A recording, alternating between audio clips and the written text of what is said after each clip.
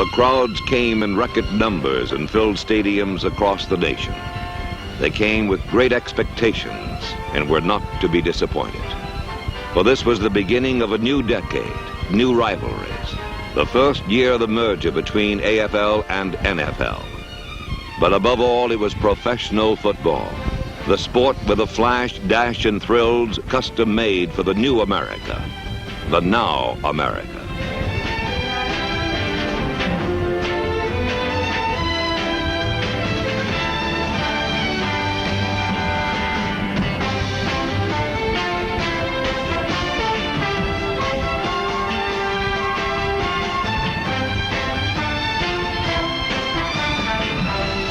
In 1970, pro football had grown so big that it bubbled over to weeknight contests.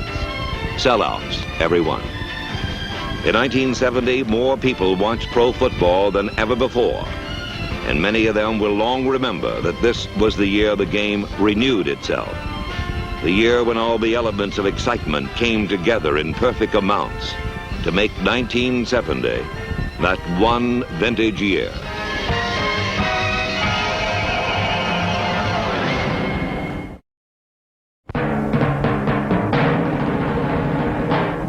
I love a challenge, and if anyone can bring it out of me, then Terry Hanratty can. He's a top-notch quarterback. I feel right now that I'm the #1 quarterback for Steelers. I don't think there is a #1 quarterback. In Pittsburgh, the rivalry between the Terrys, Bradshaw and Hanratty, was a friendly one. But it was rookie Terry Bradshaw who opened the season at quarterback, and he found it tougher than it looked. From the bench, he gained experience as Terry Hanratty took over.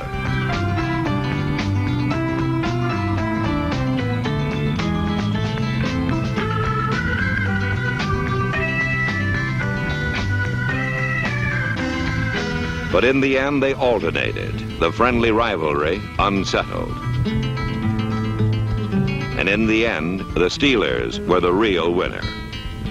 A less friendly rivalry in the AFC Central was between Blanton Collier's Browns and Paul Brown's Bengals. The Browns were favored to win the title, and in the early going, they looked good.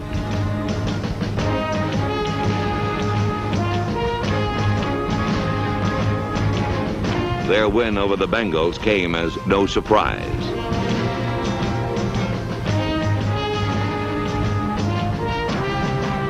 But the Browns had breakdowns. They weren't nearly as strong as everyone had thought.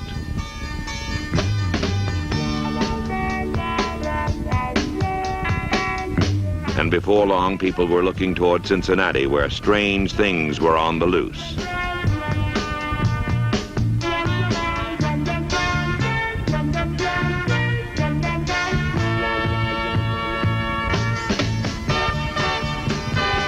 The Bengals had lost 6 of their first 7 and were considered out of the title picture. But suddenly they regrouped and began to devastate everything in sight.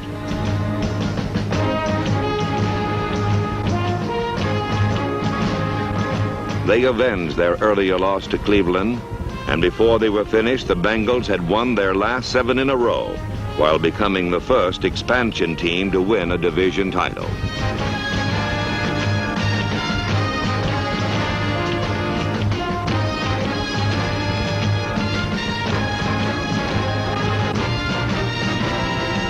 So while Cleveland ended the season in mud and misery, the Bengals carried coach Paul Brown into the playoffs. In Green Bay, they used to see a lot of defense, and they saw a lot in 1970, but it came from the wrong people. For Bart Starr and the Pack, it appears there will be no coming back. Not for a while, anyway.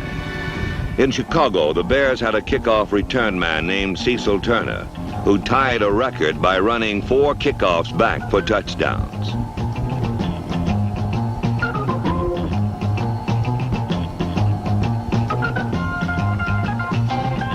The Bears also had Dick Gordon, and he led the NFC in receiving.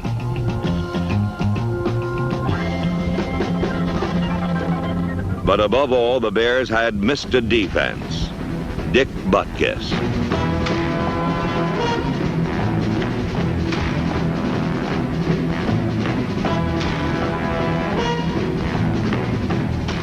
And despite all that, the Bears lacked one thing, and that was a winning record.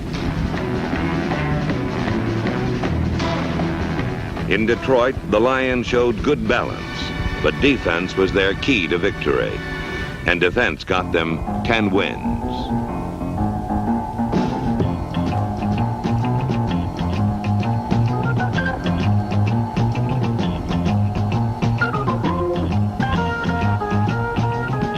Although 10 victories was enough to gain them a playoff spot, it wasn't enough to win the NFC Central, where the Purple People Beaters from Minnesota were the ultimate in defense.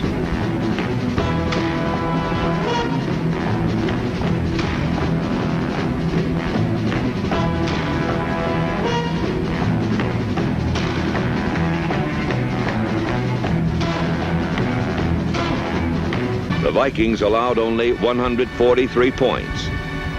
Their 12-2 record was the best in the NFL, thanks to a defense which scored almost as much as the offense.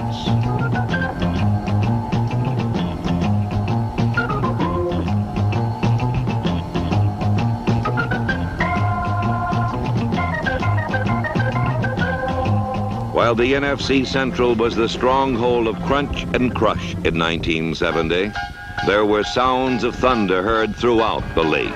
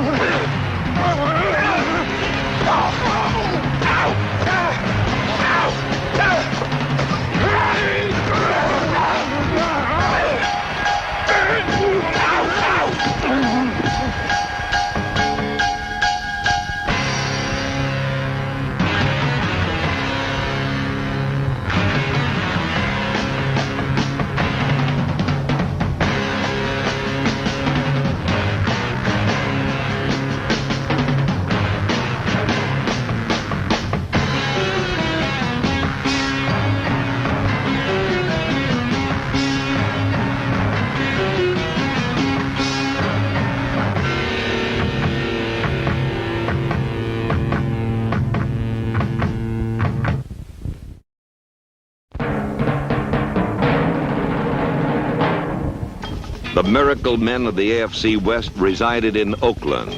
Chief Wizard, 43-year-old George Blanda. The Raiders were unbeaten in their division, as against San Diego, Blanda kicked the winning field goal with 4 seconds remaining. Exit Chargers. The Denver Broncos, with a hard-nosed defense and a good offense, won their first 3 and led the division.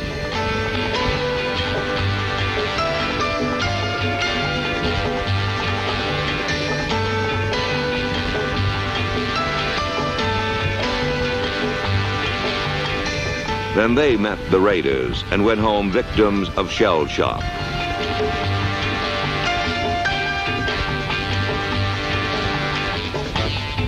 In Denver, it was George again, when with time almost gone and Oakland trailing, he threw for the winning touchdown.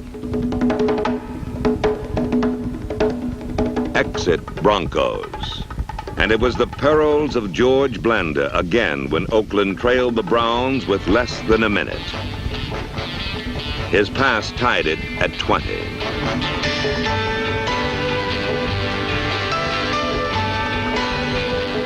His 52-yard field goal cleared the posts with only 3 seconds remaining. Oakland 23, Cleveland 20. Against the Jets, the Raiders trailed with 1 second left when on 4th down, a new cast of Darryl LaMonica to Warren Wells pulled off the greatest of the Raider miracles.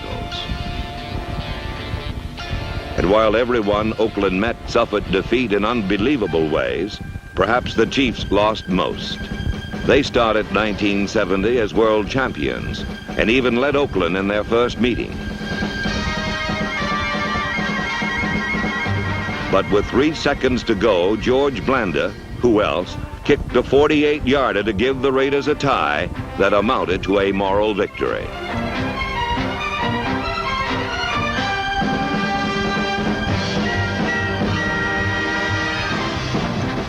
And when the two teams met in the game that decided the AFC West title, the Chiefs played as if they knew they were doomed.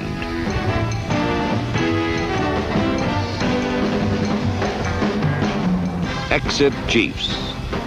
Enter Oakland, the miracle-working division champions.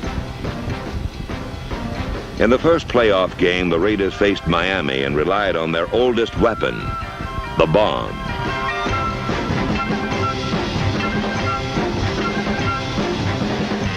They downed the Dolphins 21-14 and headed for the AFC Championship.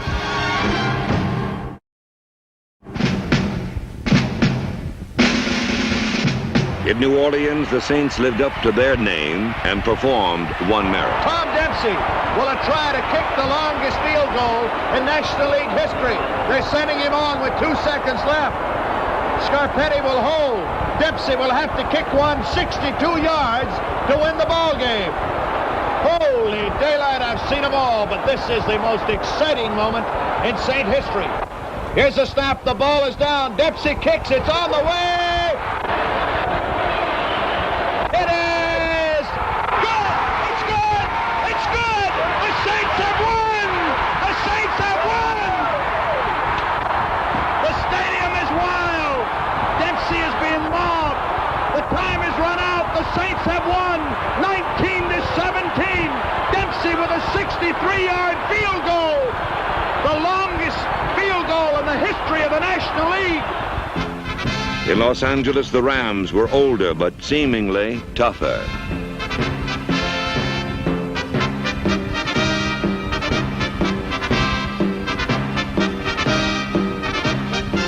Their defense humbled most opponents, but couldn't contend with the NFL's Cinderella team, San Francisco.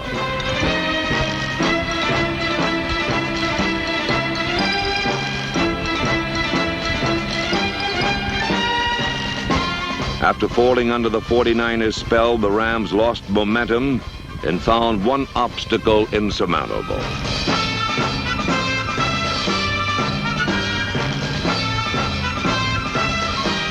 For in San Francisco, there was a John Brody, a Gene Washington, and a team that found the glass slipper comfortable.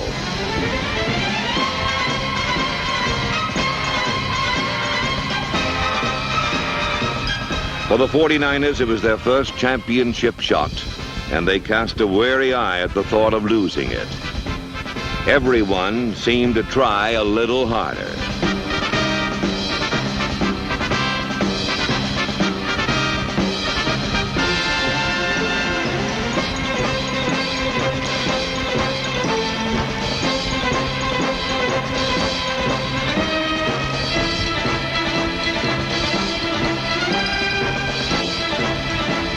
All year they were tough, but never any tougher than when in a frigid playoff game with the Vikings in Minnesota, they came away with a 17-14 victory.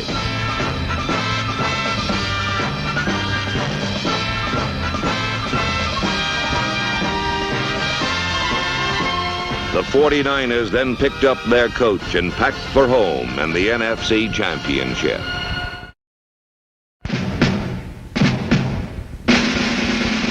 In Washington, the Redskins had a runner named Larry Brown, and although he couldn't lead them to a winning season, he himself was a winner as he became the NFL's leading rusher with 1,125 yards.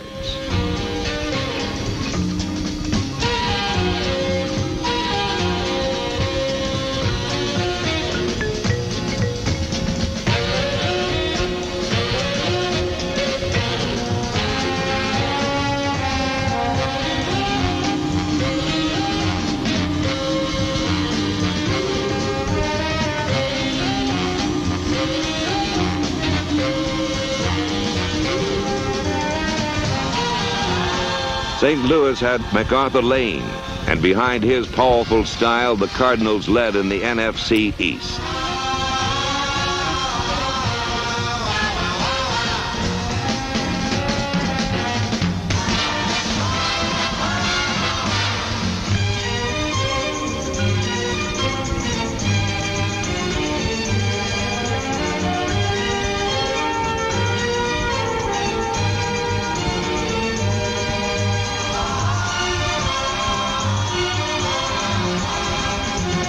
The Cards' defense was also strong with 3 consecutive shutouts,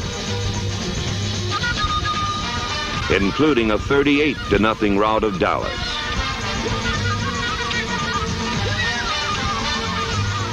But St. Louis didn't win the title because they couldn't beat the Giants. Twice, New York walloped the Cardinals.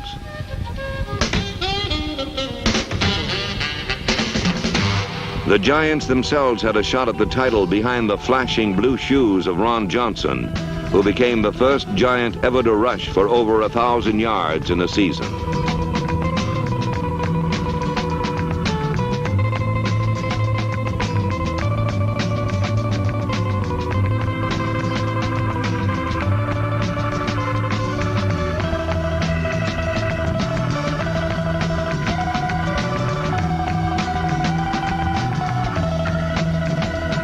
But despite Johnson, the Giants weren't able to withstand the late-season charge of the Cowboys.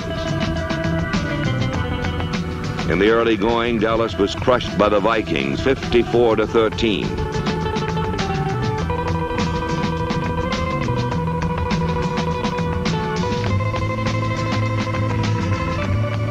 They were trampled by St. Louis, 38-0.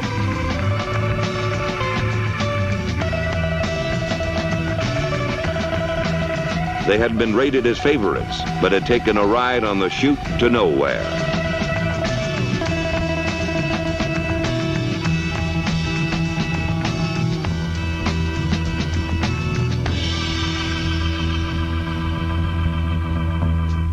Then came the light, and doomsday was everywhere.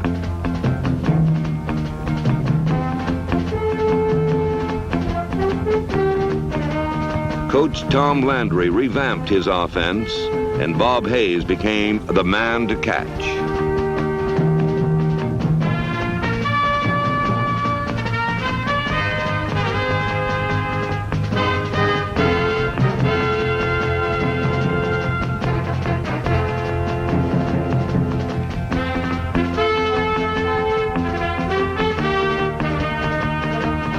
But the Cowboys had yet another prize, and running back Dwayne Thomas gave them a double-barreled offense.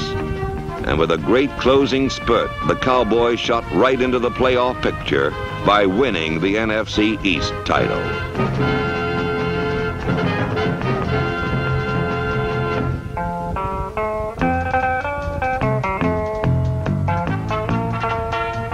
Against the Lions, Dallas scored only 5 points.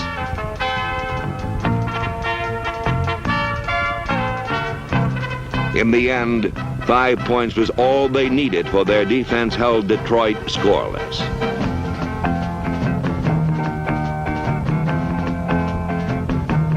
Now Dallas was in the NFC Championship at San Francisco. And finally, the Cowboys proved they could win the big one.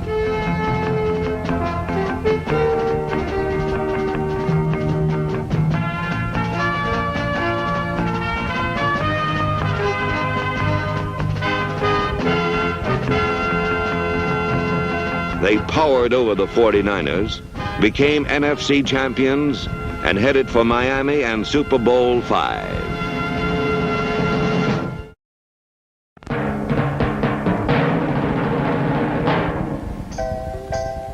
In Boston, it used to be fun being a quarterback.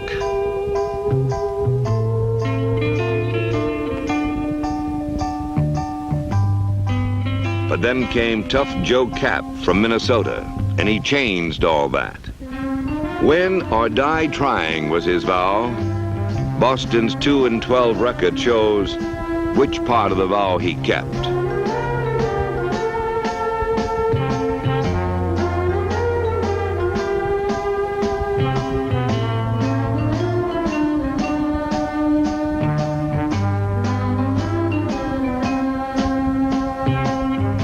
Which leaves one question.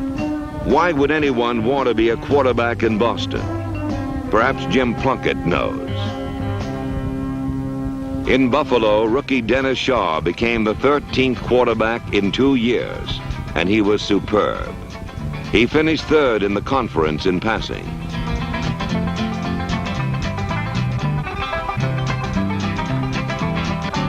But above all, he was one cool rookie.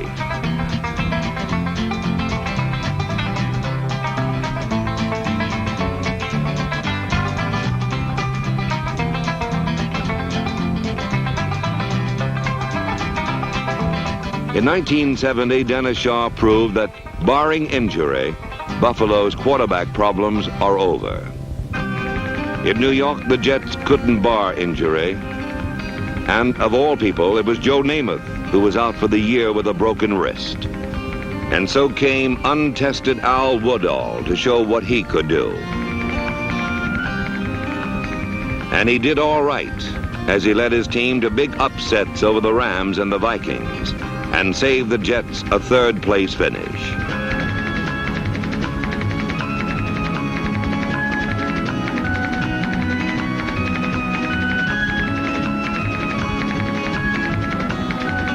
In Miami, new coach Don Shula had Bob Greasy, the scrambling man extraordinary.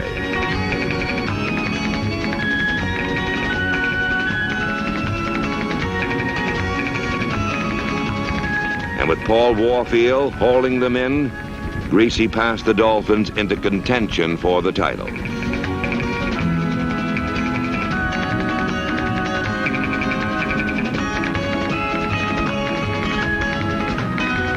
He could afford to smile.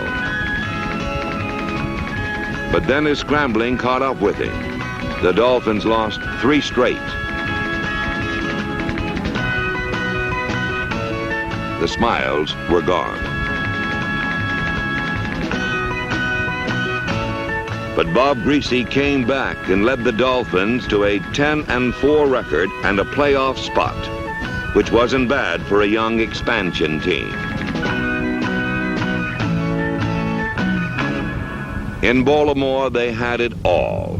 A new but knowledgeable coach in Don McCafferty, and a Rock of Gibraltar defense that broke other teams under a withering rush.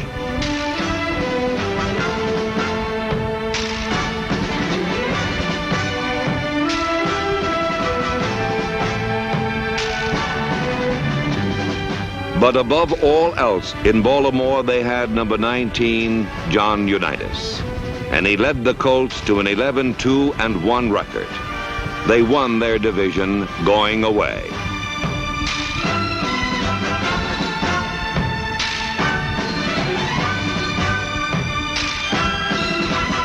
In the first playoff game against the Bengals, they had little trouble and won 17-0.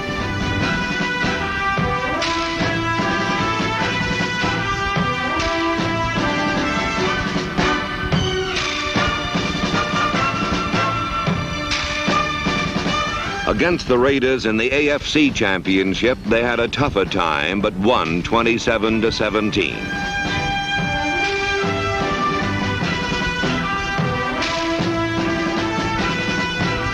And for the Colts, the next stop was Miami and Super Bowl V against Dallas. Both teams had things to prove, and both played a tough game. The winner in the 1970 season's championship was still in doubt with only 9 seconds remaining. And then rookie Jim O'Brien's field goal put an end to 1970. The Baltimore Colts were world champions.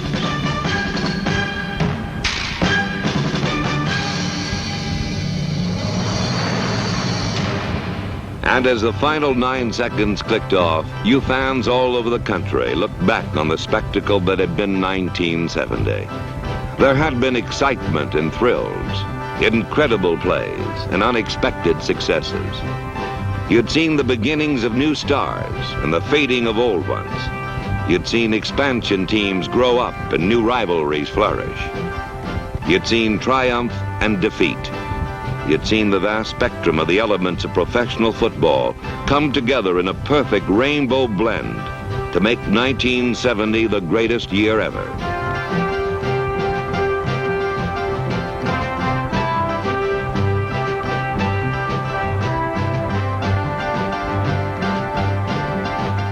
And years from now, when the conversation drifts to football, you'll look back and you'll say to yourself, yes, I remember 1970. And if ever there was one, 1970 was that one vintage year.